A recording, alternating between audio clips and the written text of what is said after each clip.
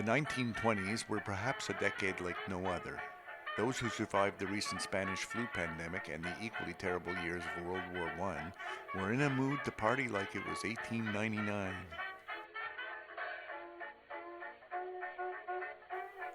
However, when Prohibition arrived to most of North America, that left Quebec and frankly Montreal as the place to be to let loose.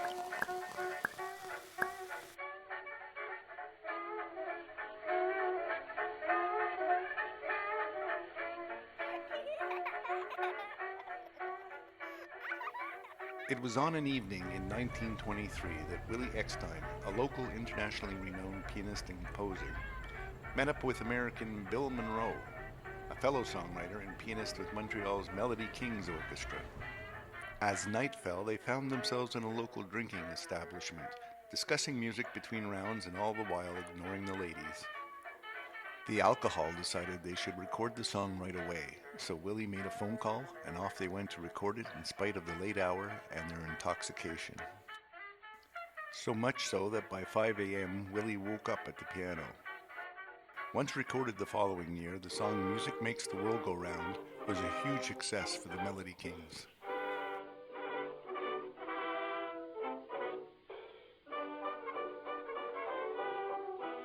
You might wonder at this point how someone could be so fortunate to have that kind of immediate drunken access to such a recent and exclusive technology. We have to go back a few years when in 1883 a German inventor named Emil Berliner immigrated from Germany to the United States. There he patented the microphone, which also improved Alexander Bell's telephone, where he worked for 6 years, and a helicopter engine.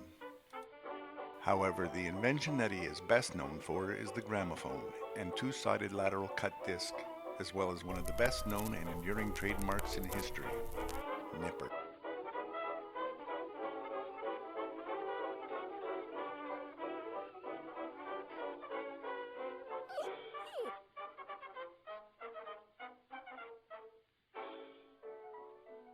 Selling off his interests in the States, Mr. Berliner applied for a Canadian patent and was told he would have to manufacture in this country to receive patent protection.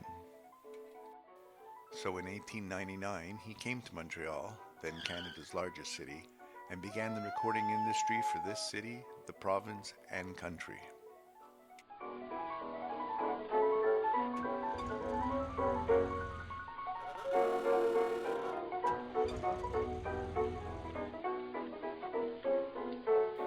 With him was his son Herbert, and together they set up the Berliner Gramophone Company, which consisted of a storefront downtown at 2315 St. Catherine Street, Montreal's main drag, and space he rented from Bell Telephone.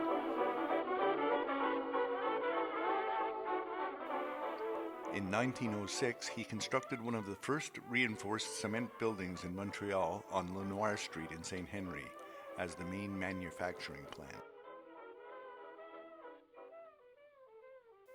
Initially, they had planned to market American acts, but also had begun to record a few local artists such as Harry Thomas, the Strand Trio, Peerless Quartet, Harry McDonough, the Hayden Quartet, Kitz Rice, and Emma Albany.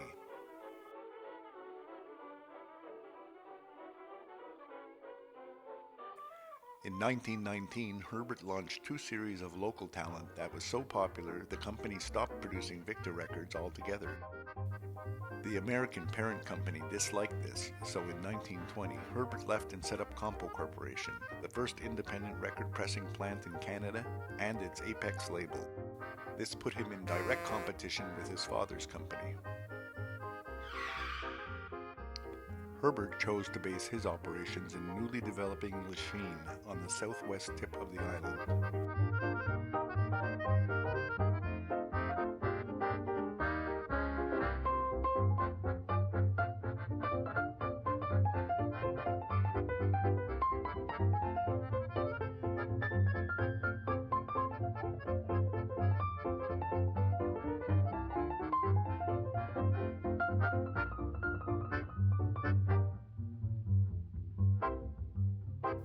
Besides Apex, Compo was pressing records for Domino, Genet, Melotone, Finola, and others.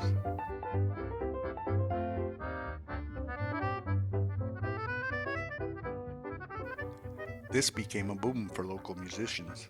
On the Anglophone side, there was Billy Murray, Willie Eckstein, Henry Mello, Harry McDonough, Bill Monroe, Andy Tapaldi, Captain Fogg and the Dumbbells Orchestra, and Vera Gilliroff. Apex entered into the so-called race records of the time by marketing Millard Thomas and his Chicago Novelty Orchestra from St. Henry, Little Burgundy area, and rented a studio in New York to record American acts including Mamie Smith and Rosa Henderson. It was general manager Romeo Boudry who had perhaps the largest impact on the company when he was put in charge of developing the francophone market.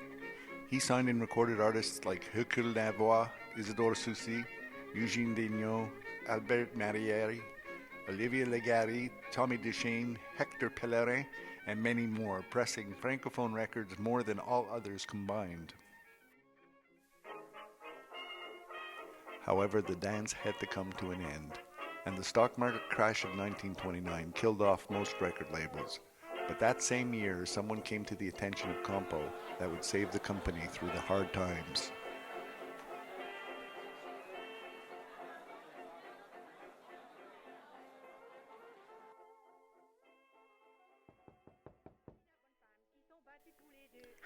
Mary Travers, aka La Bolduc, would become their first local sensation, outselling all others and becoming a legend in Quebec lore.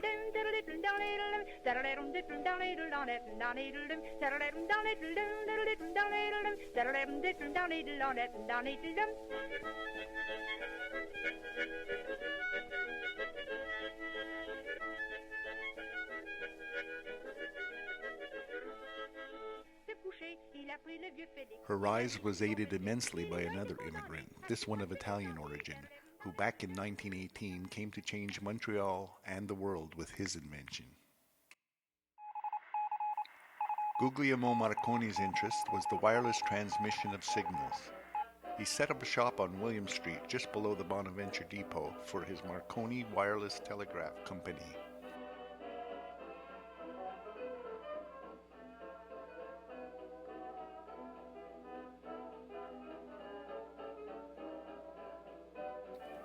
There, he experimented with replacing Morse code with voice and later music, forming XWA, Montreal's first radio station, later becoming CFCF.